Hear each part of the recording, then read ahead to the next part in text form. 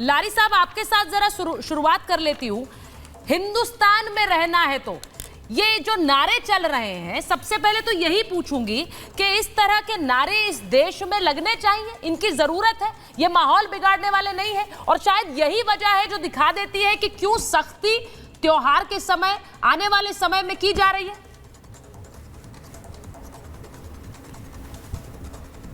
Ma'am मेरी पूरी बात सुनेंगी आप, तब बीच में टोकिएगा। जी जी बोलिए प्लीज। आपने सवाल किया, उसका जवाब बहुत अच्छा है।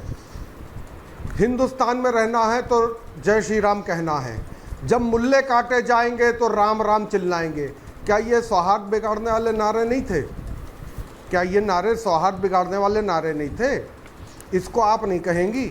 मेरी आज 50 साल हो गई, मैंने कहीं नहीं देखा कि कोई, हाँ तार इसलिए हटाया जाता है कि कहीं लोहे से ऊपर क्या नाम है बिजली टच होकर लोगों के साथ हादसा ना हो जाए, लेकिन मैंने किसी का घर टूटते हुए नहीं देखा है। सड़कों पे जो रेडी है उसको ज़रूर हटते हुए देखा है, क्योंकि भीड़ जा रही है, भीड़ के लिए काम करते हुए देखा है। ये जो योगी जी बात कर रहे थे, अटर नॉनसेंस की बात थी, ये बिल्कुल कोरी बकवास थी, झूठ का पुलिंदा इन्होंने किया है सिर्फ हिंदू मुस्लिम राजनीति करने के लिए, क्योंकि ये थक गए। लेकिन जनता ने इनको हिंदू मुस्लिम राजनीति का जवाब हर जगह देना चालू कर दिया है, चाहे वो बद्रीनाथ हो, चाहे वो हरिद्वार हो, चाहे वो अयोध्या हो, चाहे जहां हो, रामेश्वरम वगैरह जहां हो, ये हर जगह धार्मिक स्थलों से चुनाव हार रहे हैं। तो ये बहुत अच्छा जवाब इनको जनता दे रही है। आप जो कह रही हैं कि हिंदुस्तान में रहना है, तो जो नारा लगाया गया वहाँ सुल्तानपुर में, सुल्तानपुर के एक कस्बे में, एक गांव में लगाया गया है, ये देन बीजेपी की है। बीजेपी ने ही सौहार्द बिगाड़ने का, उकसाने का काम किया है, अब उसका जवाब मिल रहा है। तो उसमें तकलीफ किस बात की है? तकलीफ तो होनी नहीं चाहिए भाई। आपने भी कहा है जब मुल्ले काटे जाएंगे तो राम राम चिल्लाएंगे। क्या ये टेंशन वाली नारे नहीं थे? हिंदुस्तान में रहना है तो जय श्री राम कहना है, तो क्या ये टेंशन वाले और सौहार्द बिगाड़ने वाले नारे नहीं थे? मैं हमेशा ये कहती हूँ लारी साहब, और आप तो महाभारत में आते हैं, कि किसी भी तरह का ऐसा नारा जो किसी व्यक्ति को उकसाने वाला हो, धार्मिक नारा हो, आप गर्व से धार्मिक नारा लगाए, ये अधिकार मुझे भी है, आपको भी है। लेकिन ऐसा नारा जो दूसरे पर थोपने वाला हो वो सही नहीं हो सकता है। और हिंदुस्तान में रहना है तो हिंदुस्तान में रहना है तो वंदे मातरम कहिए, जय भारत कहिए। मैं तो हमेशा यही कहती हूँ, मैं हमेशा यही कहती हूँ। इसीलिए आप कोई नए मेहमान नहीं है महाभारत में।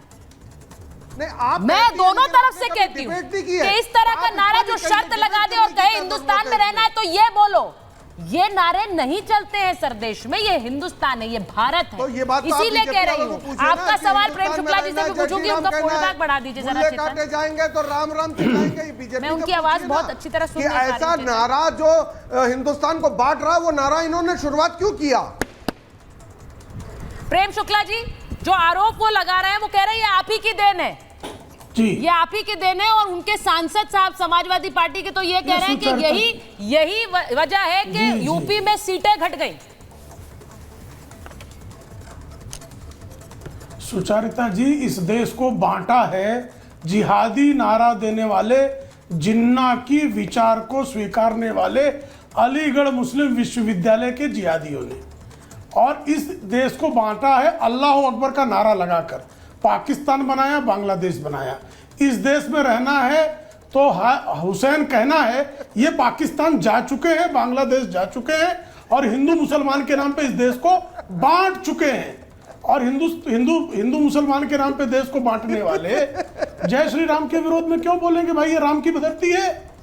इस भारत की भूमि में प्रभु राम पैदा हुए, इसको कौन इनकार कर सकता है? जिस समाजवादी पार्टी के श्रीमान जी प्रवक्ता हैं, उस समाजवादी पार्टी जिसके नाम पे बनी, वो डॉक्टर राम मनोहर लोहिया ने कहा है कि यह देश राम कृष्ण और शिव का देश है।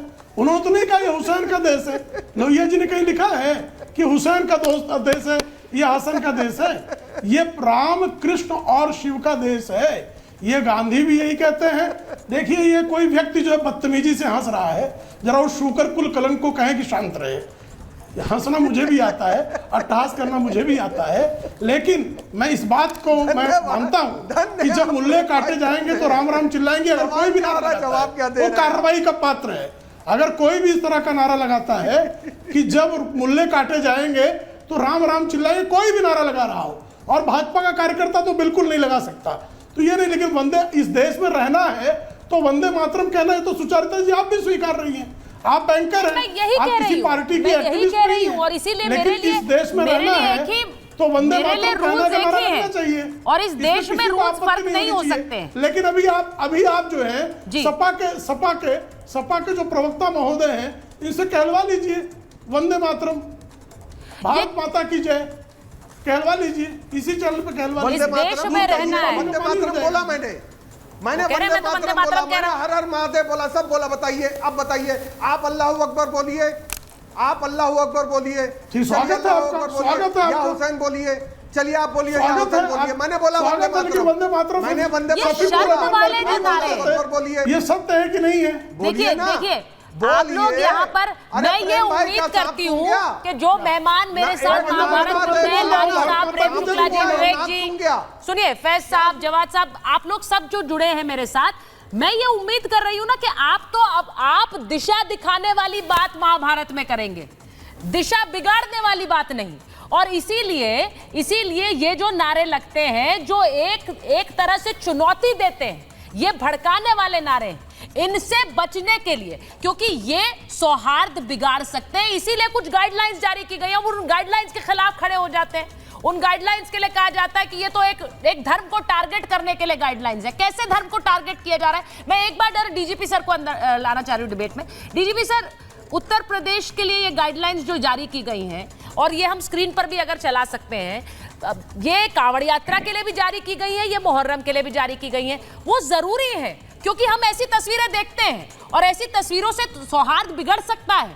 अब ऐसे ही धार्मिक नारे आप अगर कोई हिंदू लोग जाके मुसलमान कॉलोनी में लगाए, मुसलमान लोग हिंदू कॉलोनी में लगाए, इससे बहुत सौहार्द बिगड़ सकता है, ये हम मानते हैं, जानते हैं। तो इसमें गलत है कि अगर कुछ नियम बनाए जा रहे हैं? सुचरिता जी, नियम आज के बनाए नहीं है, ये 50 साल पहले के बनाए हुए हैं, और हर मेजर त्योहार के पहले उस पे बल दिया जाता है और फिर बल दिया जा रहा है। हर थाने में 4 अभिलेख होते हैं, त्योहार रजिस्टर, उसमें मानक दिए रहते हैं कि एस्टैब्लिश्ड मार्क कौन सा है, ताजिए के डायमेंशन क्या है, रास्ते में कोई अवरोध है, पहले कभी कोई समस्या हुई है कि नहीं, कभी किसी ने कोई आपत्तिजनक बयान दिए हैं कि नहीं दिए हैं, और जिन्होंने किया है आपत्तिजनक बयान या हरकत, उनका नाम सांप्रदायिक गुंडा रजिस्टर में है, उनको पहले ही त्योहार के नजरबंद कर दिया जाता है। तो ये चीज रिटरेट की जाती है कम्युनिटी पुलिसिंग के जरिए, और हर स्तर पे कि शांतिपूर्ण तरीके से रहिए, आपत्तिजनक बयानबाजी न कीजिए, वरना इसके बड़े भयावह परिणाम आपके लिए होंगे।